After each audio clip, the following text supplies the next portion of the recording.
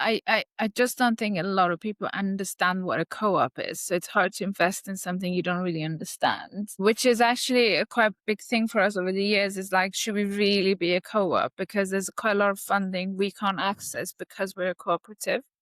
Right. So yeah, so there is a bit, I mean, we haven't made any decisions and we probably won't, but there are businesses around us that we know who were co-ops have had to completely pivot away from that and call themselves, I don't know, limited companies or whatever, to be able to get some funding to survive. So that does happen. Yeah. Right. I think the government has is focusing on this SME thing.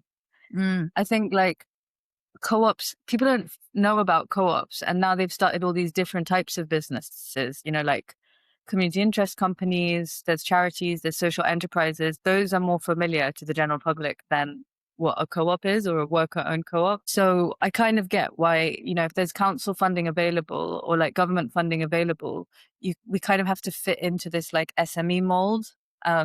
Yeah. And like even community wealth building stuff now, it's all about SMEs and like social value, progressive procurement, but co-ops don't quite feature, or it's more aspirational because the co-op sector in this country is still quite small. So it's kind of hard to for them to promote the model as well, I guess, because there's not that many good examples of co-ops. So yeah, I mean, we did put in a big bid a couple of years ago for the Shared Prosperity Fund to run like an accelerator for democratic businesses. Again, we didn't say co-op specifically because we wanted to appeal to this more democratic business sector thing. Yeah. But yeah, it feels like they don't want to shoot themselves in the foot maybe by focusing on co-ops because there's not enough of us to prove that it's a good thing, maybe.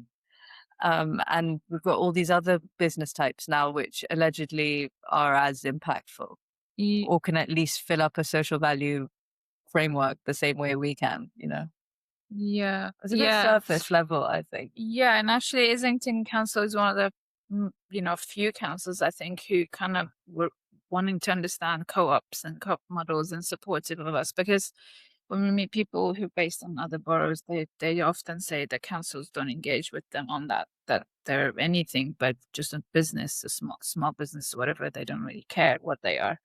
So we're quite lucky in that sense that we do have a council who do care and wants to, promote co-ops. But, it is hard. It's hard to be a co-op at the moment. So Yeah, it is.